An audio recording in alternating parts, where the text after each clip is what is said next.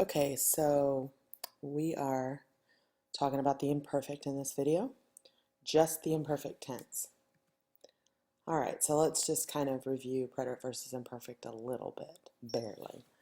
So you've already learned about the preterite, and when you learned about the preterite, you probably thought it was the only past tense there was. But as you now know in Spanish, there's two types of preterite. There's two types of past tense. There's the preterite and there's the imperfect. Another way to talk about the past is obviously with the imperfect. Both preterite and imperfect talk about things that have happened in the past.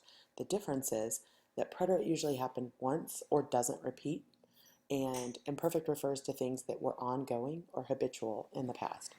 And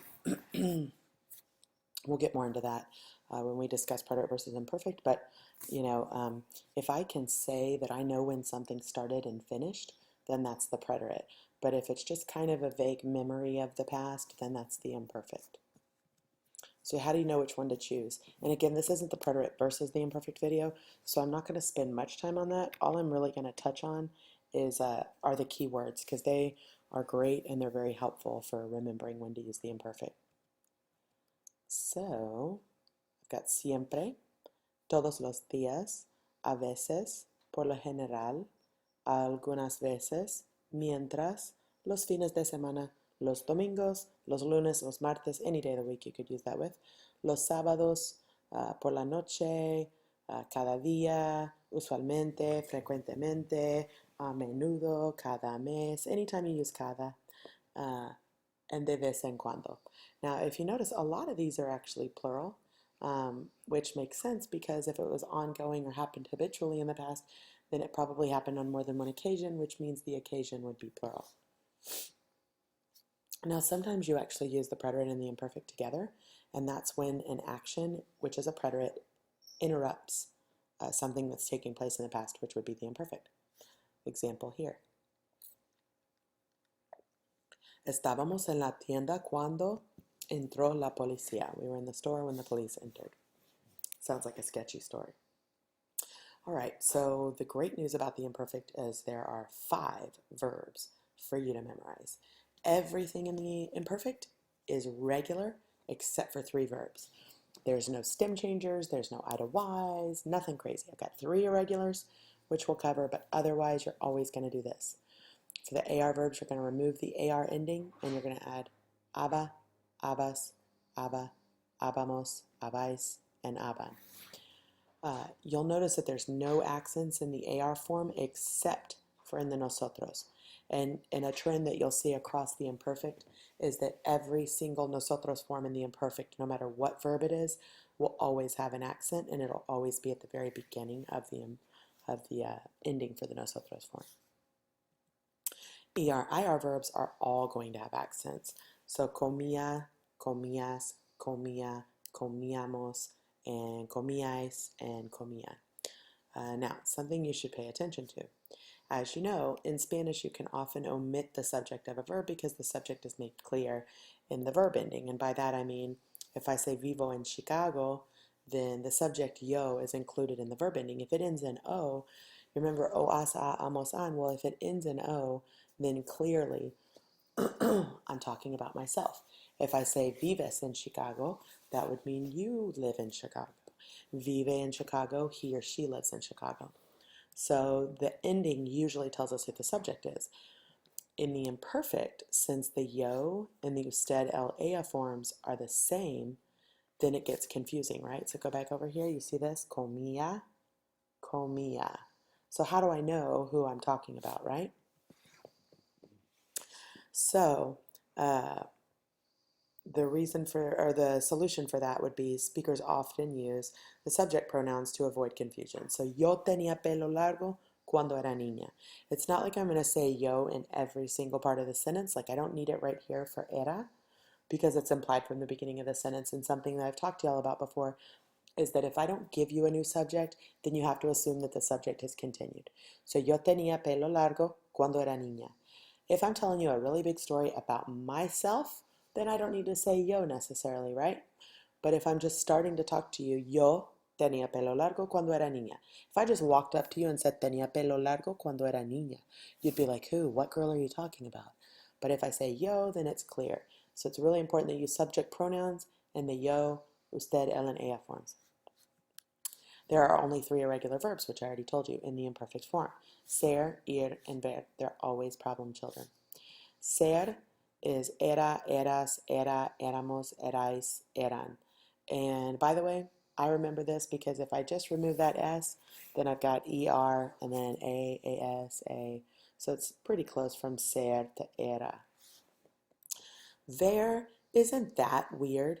If I removed the ER ending and added the ER ending, if I removed ER from ver and then added the ER-IR ending for the imperfect, it would be via without that E, right?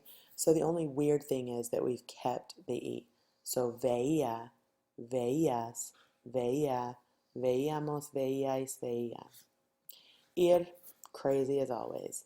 It starts with an I, so does iba, but that's about as good as you can get. Again, no accents except for in the nosotros form. So iba, ibas, iba, íbamos, ibais, iban.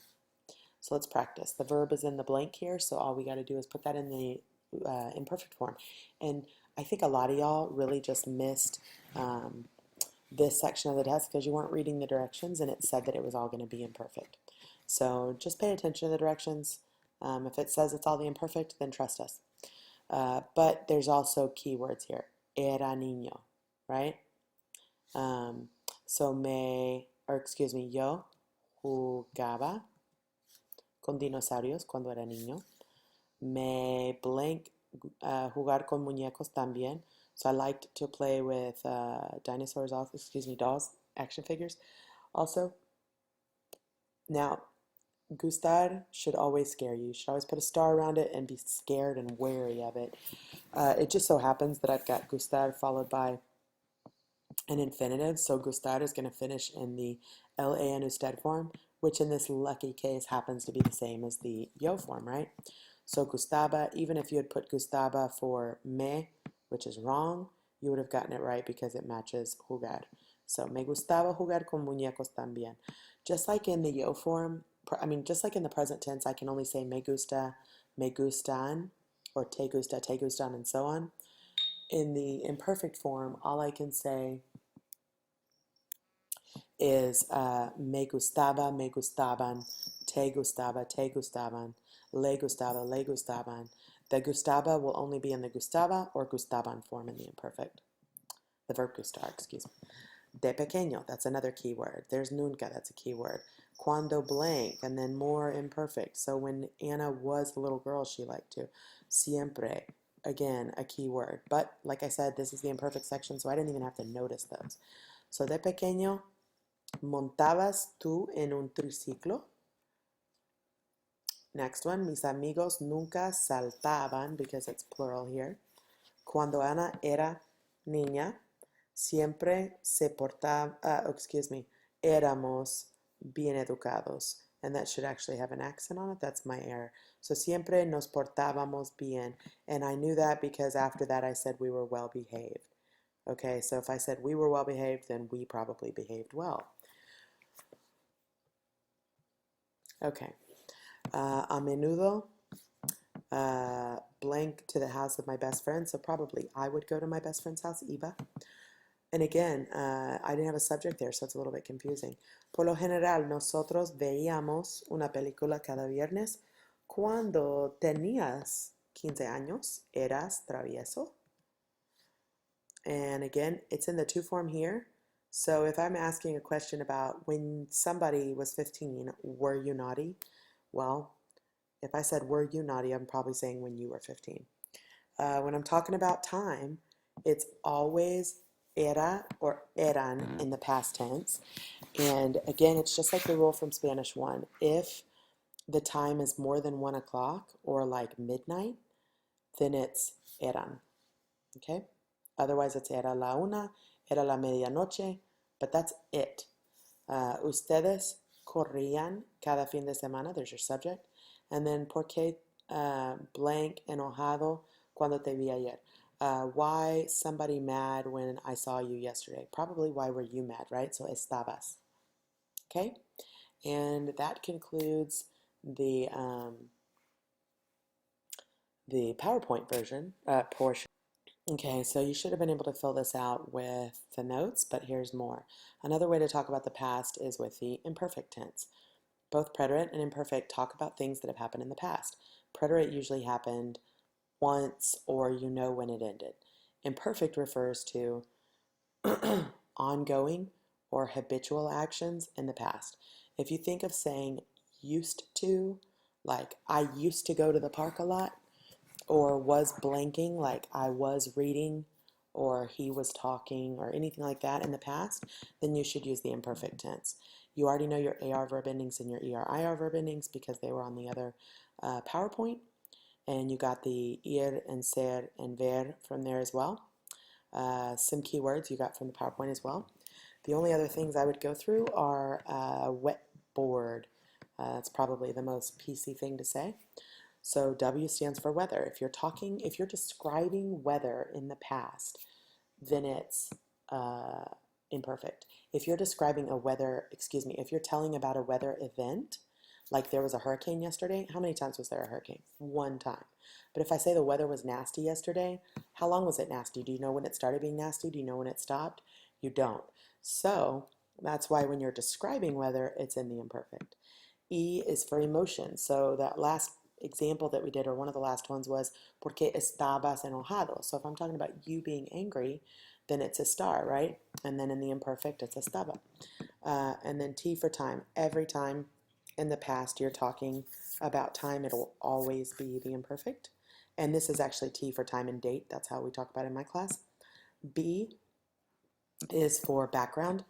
I add that one in because when I can't really tell what's going on and I really think about it and I think, you know what, that's not really essential to the story. It's just kind of a background piece of information about this past event, then that's a perfect fit for the imperfect. So I got home and there was trash everywhere.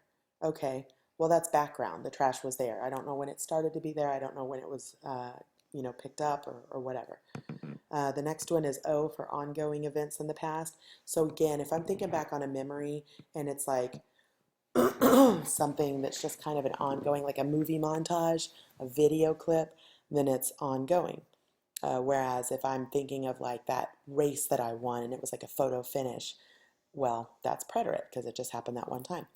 A is for age. Every time you talk about age, you're talking about it in the imperfect. Now, just because I say I was 10 when I broke my arm, I was 10 should be in the imperfect, but I broke my arm should be in the preterite because how many times did I break my arm?